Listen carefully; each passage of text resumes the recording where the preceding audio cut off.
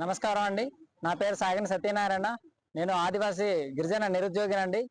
గతంలో 2025లోని ప్రకటించిన మెగా డిఎస్సిలోని నేను ఉద్యోగం కోల్పోవడం జరిగిందని జీవో నెంబర్ 3 లేకపోవడం వల్ల ఈ జీవో నెంబర్ 3 అనేది మా గిరిజన ప్రాంతాల్లో గుండెకాయ లాంటిదండి.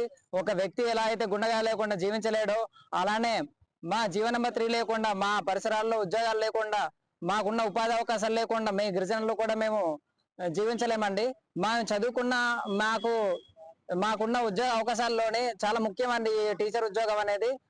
మాకున్న ఆర్థిక పరిస్థితి కానీ మాకున్న స్థితిగతుల మీద కానీ మేము చదువుకోవాలనుకుంటే అది ఈ టీచర్ ఉద్యోగం అనేది మేము తక్కువ టైంలో చదువుకొని తక్కువ ఖర్చుతో చేయగలమన్న ఉద్దేశంతో మేము చదువుకోవాల్సి వచ్చింది.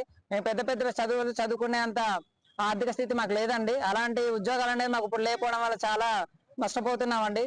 అలానే మా సీఎం చంద్రబాబు నాయుడు గారు అరకు సభలోని కానీ వాళ్ళ పోయిన సంవత్సరం ఆగస్టు 9వ తారీఖున ప్రకటించినట్లు ఆదివాసులకే 10% రిజర్వేషన్ కల్పించి వాళ్ళకి న్యాయం చేస్తామని వాళ్ళు ప్రకటించడం జరిగింది. మీ మాట ప్రకారమే మాకు హామీ అది ఆ మాట అనేది మీరు అమలు చేసినట్లయితే మాకు ఎంతో సంతోషం సార్. మీ 2025 మెగా డిఎస్ఎల్ మేము ఎంత నష్టపోయాము. ఇంకా మళ్ళీ అలాంటి అన్యాయం అనేది రానున్న డిఎస్సిలో కానీ రానున్న నోటిఫికేషన్లో కానీ మాకు జరగకూడదని ఈ నిరసన చేయడం జరుగుతుంది సార్. కావున మా మీద దయ ఉంచి వీరంత వరకు మాకు జీవో నెంబర్ 3కి ప్రత్యామ్నాయ జీవో కానీ లేకపోతే చట్టం కానీ చేసి మాకు మేలు చేస్తారని చెప్పేసి కోరుకుంటున్నాం సార్. నా పేరు సాగిన ధర్మన్పడాల్, ఆదివాసీ స్పెషల్ డిఎస్సి సాధన కమిటీ జిల్లా కన్వీనర్ పాడేరు. ఈ రోజు పాడేరు ఐటీడీఏ ముందు 24 గంటలు నిరాశన దీక్ష నిర్వహిస్తా ఉన్నాం.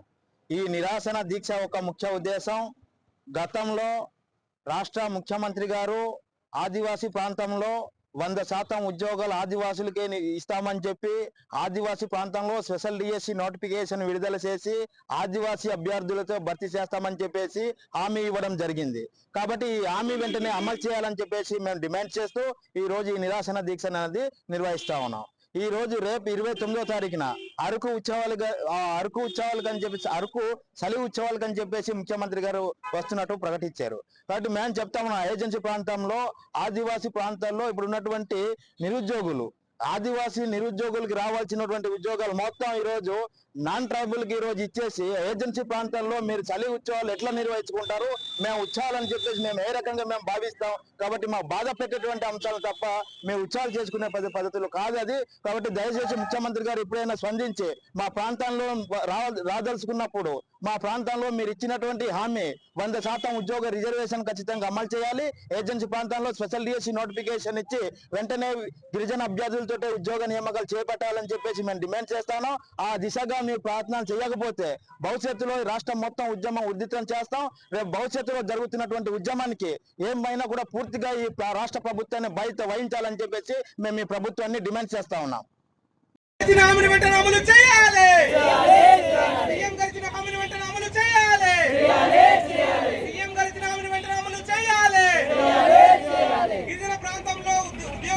నియామక చట్టం చేయాలి.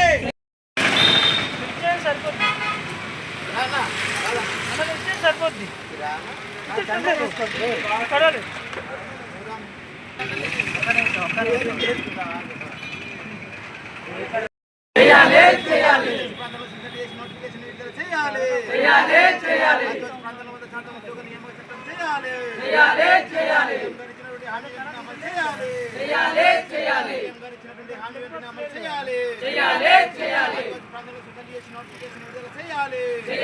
చేయాలి.